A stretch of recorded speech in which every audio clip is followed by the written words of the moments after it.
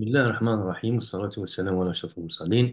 Chers étudiants, donc nous continuons toujours avec les applications de la dynamique des structures. Dans cette nouvelle application, la numéro 4, on va essayer de voir à peu près ce qu'on a vu dans l'application 3 concernant les vibrations forcées soumises à une excitation harmonique. Et maintenant, on va voir les systèmes amortis. On rappelle que dans l'application 3 ou bien l'application 4, donc l'idée est de pouvoir traiter un petit peu et expliquer ce que c'est un coefficient d'amplification dynamique dans le cas d'une excitation harmonique. Le but de cette application 3 donc, est de calculer la réponse des systèmes forcés amortis à un seul degré de liberté avec une excitation de type sinus ou cosinus. Donc, on va essayer de revoir un petit peu la notion de la réponse statique équivalente ou bien la notion du coefficient d'amplification dynamique. Et on va surtout s'intéresser donc à ce cas-là qui sont l'excitation forcée harmonique amortie. On va voir la nouvelle valeur de ce coefficient d'amplification dynamique en tenant compte de l'amortissement. On va toujours parler de la superposition donc des effets statiques et dynamiques d'une façon générale, maintenant en tenant compte de l'amortissement. Et enfin, on va juste faire une question, répondre à une question pour voir si, par exemple, on veut diminuer la période d'un système, est-ce qu'il est intéressant de diminuer la masse ou bien de diminuer la rigidité, sachant que la rigidité dépend de la masse et de la rigidité en même temps. Donc là, c'est des questionnements qu'on se pose, surtout pour un ingénieur qui veut prendre des décisions rapides. Voilà, donc c'est ça les objectifs de cette application. Donc, l'exercice qu'on va traiter est toujours une poutre isostatique simple. On va considérer dans cette poutre une grande masse au milieu de la poutre. On va négliger la masse de la poudre par rapport à cette grande masse. De telle façon que le seul degré de liberté qu'on va envisager, c'est celui donc qui est donc celui qui se situe à ce niveau-là, donc au niveau de la masse, au niveau de la masse. Donc c'est le seul degré de liberté qui va nous intéresser, c'est le degré de liberté verticale au niveau du milieu. Et donc, avec des données de ce type, tout d'abord, on va essayer de calculer la rigidité comme d'habitude, la rigidité, puis de déduire donc les pulsations et les périodes propres. Ensuite, on va soumettre la structure à une force ici de type maintenant cosinus pour changer un petit peu. Donc P de T qui est égal à P0 cosinus oméga 0T appliqué au centre de la poutre. Donc on va calculer le déplacement maximal en régime permanent uniquement et puis tracer les diagrammes des efforts internes, que ce soit mouflissant ou effort tranchant, maximum plus et maximum moins en régime permanent. Donc là, c'est classique, c'est à peu près la même chose que l'application 3. Donc, on va ajouter deux autres questions. Premièrement, si on veut garder la raideur EI constante, c'est-à-dire la rigidité constante, et c'est la masse qui change, et on veut diminuer la période propre par deux, est-ce que le déplacement maximal au régime permanent diminue ou augmente? Justifie. Et la dernière question, au lieu maintenant de garder la rigidité constante et la masse change, maintenant on garde la masse constante et la rigidité va changer, et on diminue la période par deux, parce que ça influe sur le déplacement maximal en régime permanent. On va voir donc ce qu'on peut conclure de ces deux dernières questions. Avant d'entamer l'exemple, donc un petit rappel du cours théorique. Donc, on revoit un petit peu le chapitre 4 lorsqu'on a parlé de l'excitation harmonique avec un amortissement. Donc, l'équation fondamentale du mouvement général, elle est toujours du type 1 seconde plus c point plus k est égal à p de t. Maintenant, p de t est une fonction donc cosinus, donc elle est bien cosinus, et ou bien sinus, donc c'est comme vous voulez. Mais, donc là, c'est différent de zéro, même c'est différent de zéro, parce qu'on a dit il est amorti. Donc là, on garde les trois termes, l'inertie, donc l'amortissement, la rigidité et la force extérieure. On aura donc 1 milliseconde plus c point plus k est égal à p0 cosinus oméga t. Donc, bien sûr, c'est une équation différentielle avec second membre. Et là, donc, la solution, c'est la solution homogène plus solution particulière. La solution homogène, donc, pardon, ici, c'est toujours plus CU point, donc, pardon, plus CU point de C de T plus KUC de T. Donc, on a toujours le terme qui est différent de 0 CU. Et la solution donc, particulière, c'est une solution qui répond donc à le deuxième terme P0 cosinus oméga t, donc avec MU seconde P plus CU point P plus KU point P. Donc, la solution homogène, donc, on l'a déjà démontré dans le chapitre 3, exponentielle moins xi oméga 0 t facteur de A plus oméga AT plus B sinus oméga AT où le oméga AT, c'est la pulsation amortie qui est liée donc à la position oméga 0 par le biais de xi, donc le coefficient d'amortissement. Et la solution particulière, donc elle est du type U cosinus oméga t moins phi. Donc grand A, grand B, grand Q et grand alpha. Donc ça, c'est des termes qu'il faut les déterminer soit par condition limite, soit en les remplaçant dans la solution, dans l'équation de solution. Donc, toujours la même remarque. On a dit qu'en général, la solution homogène disparaît rapidement. Donc, celle-là disparaît rapidement. Le plus souvent, on garde que la solution permanente qui devient la solution générale. Donc, et là, donc, on travaille beaucoup plus avec la solution particulière d'une façon générale dans ce type de problème. Donc là, nous revenons à calculer donc le grand U et le alpha de cette solution particulière qui doit répondre à cette équation donc, du mouvement. Donc là, je vais dire que UP, c'est U cosinus oméga t. Donc, si je la dérive une fois ici, UP, ça me donne moins U oméga sinus oméga t. Et si je la dérive deux fois ici, donc je l'obtiens moins U oméga au carré cosinus oméga t moins alpha. D'accord? Donc là, on peut résoudre ceci et par n'importe quel moyen. La plus facile, c'est ce qu'on appelle la représentation vectorielle. On peut représenter les vecteurs, sachant que ceci, c'est le diagramme des déplacements, ceci, c'est le diagramme des vitesses, et ceci, c'est le diagramme des accélérations. Le diagramme des déplacements, donc, il est de type cosinus. Le diagramme des vitesses, il est de type sinus parce que c'est donc pi sur 2 entre eux. Et le diagramme de l'accélération, donc, c'est un moins par rapport au déplacement, donc qui va dans le sens inverse du déplacement. Donc on le voit lorsqu'on prend les vecteurs eux-mêmes. Donc si je dérive ceci, donc j'aurai ces expressions-là que je vais les remplacer dans l'expression de mon équation générale et je trouve donc moins m u oméga au carré cosinus oméga t moins cu oméga sinus oméga t plus ku cosinus oméga t moins phi c'est égal à P0 cosinus oméga t. Donc là, on peut représenter ça sous forme vectorielle. Et vous voyez donc le KU cosinus, c'est le déplacement. Le voilà, donc KU avec un cosinus oméga t moins alpha. D'accord?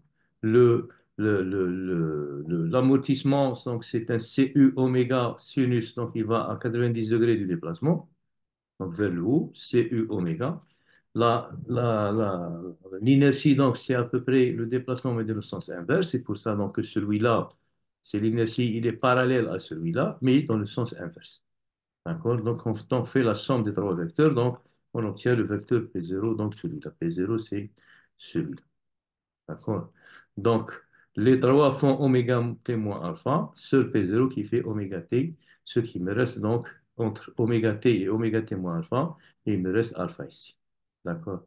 Donc maintenant, c'est un calcul géométrique simple que je peux déterminer.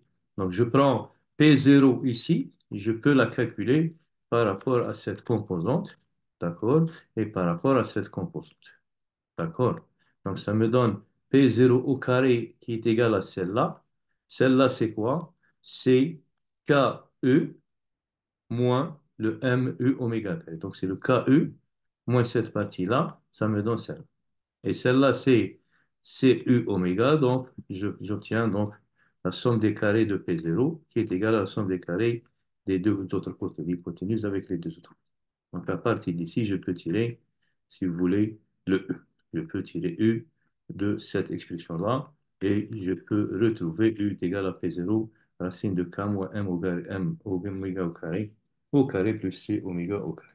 Bien sûr, alpha, je peux dire tangente alpha. Tangente alpha, c'est celui-là, sur celui-là, donc, et ça me donne C oméga sur K moins M oméga au carré, ça, en simplifiant par 2. D'accord? Donc là, je peux encore ajouter des transformations. J'ai dit U, c'est P0 sur K moins M oméga au carré, oméga carré plus C oméga, oméga au carré. Donc, je peux sortir le P0 sur K.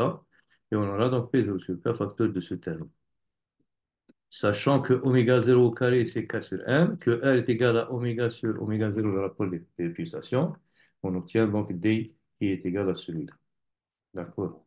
Avec une partie, donc P0 sur K, on a dit c'est un déplacement statique, comme on l'appelle. Donc, il est dû à P0, qui est la valeur maximale de la force d'excitation. Et le deuxième terme, donc, on l'appelle le D. Donc, qu'est-ce qu'on a fait? On a juste amplifié la partie statique par un coefficient D pour obtenir quelque chose d'équivalent, donc dynamique. Donc, c'est le coefficient d'amplification dynamique. Et c'est un coefficient d'amplification dynamique qui est valable uniquement pour une excitation harmonique amortie. D'accord. D'ailleurs, donc on retrouve celui de l'excitation harmonique non amortie. Si je simplifie le xi0 ici pour les non amortis, donc xi est égal à 0, je retrouve le fameux coefficient donc, de l'application 3, 1 sur 1 moins R au carré. Donc finalement, E, c'est D fois U statique. Et donc, comme j'ai dit, il suffit d'amplifier donc, le déplacement pour avoir un déplacement dynamique sous forme de statique équivalent.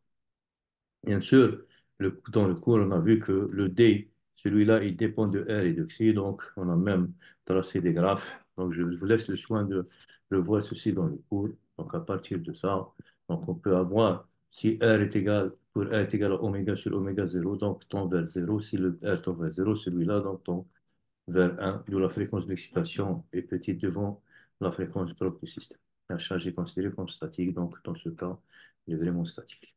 Donc si ce R tend vers 0, ça veut dire que grand oméga tend vers 0.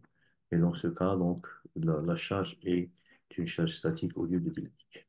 Par contre, si grand oméga est très supérieur à oméga 0, la réponse tend vers 0. Donc vous voyez, donc, si on va vers l'infini ici, la réponse tend vers 0, donc de façon générale. Donc l'angle maintenant, c'est C oméga moins M oméga au carré, sachant que Xi est égal C sur C critique, d'accord? Et que C critique, par exemple, est égal à 2M oméga 0. Donc je peux remplacer et retrouver que alpha de R, c'est arc tangente de cette quantité. Donc la même chose, on peut tracer pour voir les phasages et les déphasages par rapport donc, aux excitations.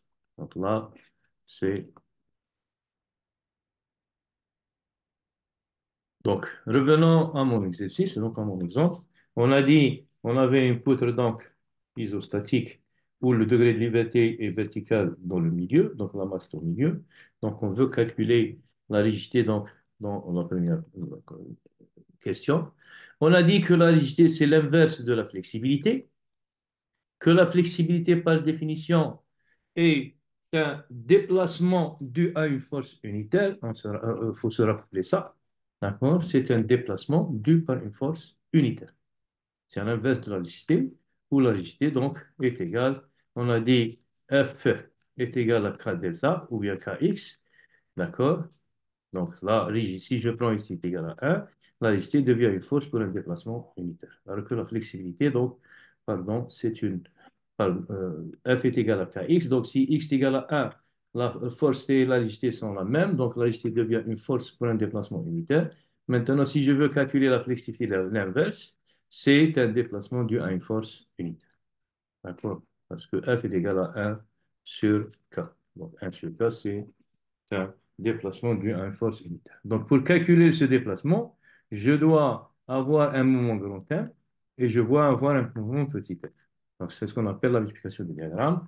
Il suffit donc d'avoir ces deux diagrammes pour pouvoir calculer un déplacement. Rappelons que pour que ceci soit vrai, il faut que l'un des diagrammes soit linéaire, ça c'est obligatoire. Maintenant, comme je cherche une force via un déplacement dû à une force unitaire, c'est le même diagramme qui va se répéter parce que le Q est égal à 1. Parce que je cherche une flexibilité. Et dans ce cas, donc, par définition, la flexibilité qui est le déplacement dû à une force unitaire, c'est 1 sur EIA fois Y. Donc, si vous calculez ça, on retrouve les 48 EI sur S3, la légèreté de la poutre. Donc, c'est l'inverse de la flexibilité. Ceci dit, donc, ça me donne, en application numérique, il faut faire attention aux unités. 4000 tonnes force mètre carré, c'est à peu près, donc, c'est pas à peu près, donc c'est à peu près 4000 fois 10 pour revenir au kilonewton. Donc, on utilise les kilonewtons mètre. Ça me donne un oméga 0, racine de k sur 1, qui est égal à 55,43 radians par seconde. Ce oméga 0 va me permettre de déterminer donc l'amplification parce que je suis en train de chercher une combinaison entre l'effet de G et l'effet de E. Ces combinaisons-là, on les cherche au maximum. Donc, on a déjà parlé ça dans l'application 3. C'est soit le Q va s'ajouter à la force d'excitation, soit il va s'opposer à la force d'excitation. Dans ce cas, donc on aura le M max et le T max en même temps, le moment flexion et les photons champ, puisque c'est une flexion, dans le cas positif et dans le cas négatif. Donc là, le max, c'est simple. De la charge Q est égale à mg, c'est un seul max. Le max de E, donc, il suffit de amplifier le U statique par un D pour obtenir un U maximum dynamique, si vous voulez. Et dans ce cas, donc, le U statique, c'est celui-là. D'accord? Donc, on va essayer de multiplier par la listée et on trouve que finalement, il suffit d'amplifier la force, celle-là, donc c'est l'amplitude de la force d'excitation pour 0. Il faut l'amplifier par T pour obtenir l'effet statique équivalent, le PD, qui est égal à plus dans le cas positif ou bien moins dans le cas négatif. Dans ce cas, il faut superposer l'effet de ça avec l'effet de la charge statique Q est égal à Fg et on aura les deux types de diagrammes. Donc, dans notre exemple, avec xi est égal à 0,2, P0,40 kN, oméga est égal à 30 radians par seconde.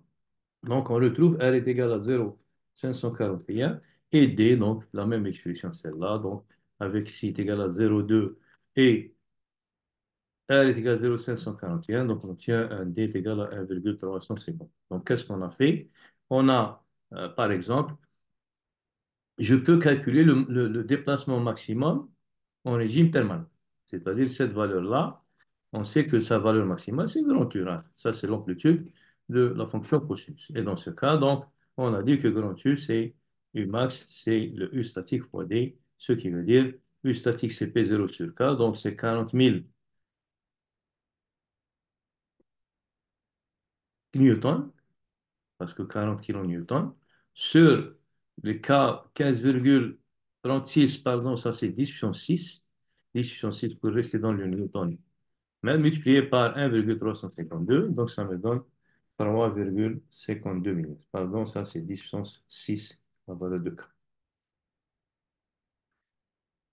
Deuxième question dans deuxième partie de cette question, donc c'est comment tracer les diagrammes MF et T maxima plus et maxima minimum. Donc maxima et maximum moins. Donc la même chose, j'ai dit, il faut que j'amplifie le P0 avec le coefficient d'amplification D pour obtenir l'effet équivalent donc statique de la valeur dynamique réelle, à la valeur maximale du déplacement. Donc on obtient PD plus ou moins 54,08 km si je multiplie 40 par 1,350. Donc, je vais l'ajouter à mg plus P indice D. Je vais l'ajouter, ça c'est mg toujours, pardon, c'est mg. Je vais la retrancher. Donc là, j'obtiens une force équivalente 104,8 et là, une force équivalente de moins 4,0. Bien sûr, le poutre est isostatique. Le maximum est au milieu du moment, donc c'est FL sur 4. Et l'effort tranchant, donc c'est maximum aux extrémités F sur 2. Donc une fois je charge avec 104,08, une fois je charge avec moins 4,0. Là, donc on obtient ces valeurs maximales positives du moment donc 130,1 et moins 5,1, et les valeurs maximales des efforts tranchants, 52,04 et moins 2,0. Donc on obtient ce T max, d'accord, et ce T max négatif. Par contre, ici, c'est un max positif et un max négatif. Donc, comme j'ai dit, ce sont les valeurs que vous allez utiliser pour dimensionner, bien pour calculer votre ferraillage. Troisième question et quatrième question, comme j'ai dit, on va essayer de voir est-ce qu'il est intéressant de réduire la lissité ou la masse si on veut vraiment réduire la période propre. Donc, on a une période trop qu'on veut réduire de moitié, d'accord? Sachant que T0, c'est 2 pi sur oméga 0 et que T1, c'est 2 pi sur oméga 1. Donc, si vous faites les rapports, on obtient un rapport de pulsation oméga 1 sur oméga 0 est égal à 2. Sachant que oméga 0, c'est racine de k sur M0 et oméga 1 est égal à racine de k sur M1 parce que je vais garder EI constante, donc la rigidité constante K, et je vais changer la masse M1 et M0. On aura donc un rapport de masse M1 est égal à M0 sur 4. Ainsi, si la période diminue de moitié, la masse diminue de K. D'accord? Donc, ça, c'est une déduction. Par contre, si je veux calculer maintenant mon déplacement maximal en régime permanent avec ces nouvelles données, donc j'aurai P0 sur K qui est égal à U statique. U statique multiplié par D, elle me donne UM max, d'accord, avec D qui est donc à moitié harmonique. Et là, donc, on aura avec maintenant cette valeur de oméga 1, de me donne R1 est égal au grand oméga sur oméga 1. Et comme oméga 1 ici, elle est égale à 2 fois oméga 0, donc elle me donne oméga sur 2 oméga 0. Donc, c'est comme si j'ai pris le R0, si vous voulez, oméga sur oméga 0, je l'ai divisé par 2. Donc, avec les données, on obtient R1, c'est 0,2706 et D, c'est 1,072. Donc, pour amplifier. Ça me donne un Umax est égal à 2,80 mm. Sachant que tout à l'heure, on a obtenu donc un Emax 3,52 mm. Donc, on est descendu de 3,52 à 2,80 lorsque la raideur est constante et que la masse a changé, bien sûr, en diminuant la période propagatoire. Maintenant, la dernière question, si maintenant je vais garder la masse constante et je vais augmenter et je vais diminuer la période propre par 2. Je garde la masse constante et je change la rigidité. Je vais voir quel est l'impact. Donc, avec toujours T1 est égal à T0 sur 2. Maintenant, comme la masse est constante et c'est la rigidité qui change, donc on sait que T0 c'est 2 pi sur oméga 0, T1 c'est 2 pi sur oméga 1. Donc, je fais le rapport, ça me donne oméga 1 sur oméga 0 est égal à 2. Avec oméga 0, c'est racine de K0 sur M et oméga 1, c'est racine de K sur M. La masse est constante et la rigidité change. Donc, on aura K1 est égal à 4 fois K0 tout à l'heure. Donc, la masse a diminué de moitié, de K. Maintenant, donc, on a dit la masse a diminué du quart. Maintenant, la rigidité a augmenté de 4 fois. Donc, vous voyez qu'on a augmenté de 4. Déplacement maximal en régime permanent avec ces nouvelles données. Donc, le même principe. Donc, si je calculais R1, c'est oméga sur oméga 1. Ça, toujours donc grand oméga sur oméga 2 oméga 0. On obtient les mêmes valeurs de R1 donc, et de D. Donc, si je remplace dans l'U1 max maintenant avec P0 sur K1 parce que le K1 a changé, donc c'est 4K0, ça me donne donc un déplacement de 0,70 mm. Donc, remarquez, cette fois, j'ai obtenu 0,70. Tout à l'heure, on a obtenu 2,80 et initialement, on avait 3,52 mm. Donc, est-ce que j'aurais intérêt à diminuer la masse ou la rigidité? Donc, une variation de masse nous a donné un gain de déplacement de 20% à peu près, de 3,52 à 2,8. Une variation de rigidité nous a donné un gain de déplacement de 80%, on est passé de 3,52 à 0,70 mm. Donc, il est intéressant de voir à partir de ces résultats qu'il est peut-être préférable d'augmenter la rigidité que de diminuer la masse. Mais, comme les deux vont ensemble, il faut faire très attention. Donc, il faut chercher un optimum entre les deux, tout en faisant attention à la stabilité de la structure.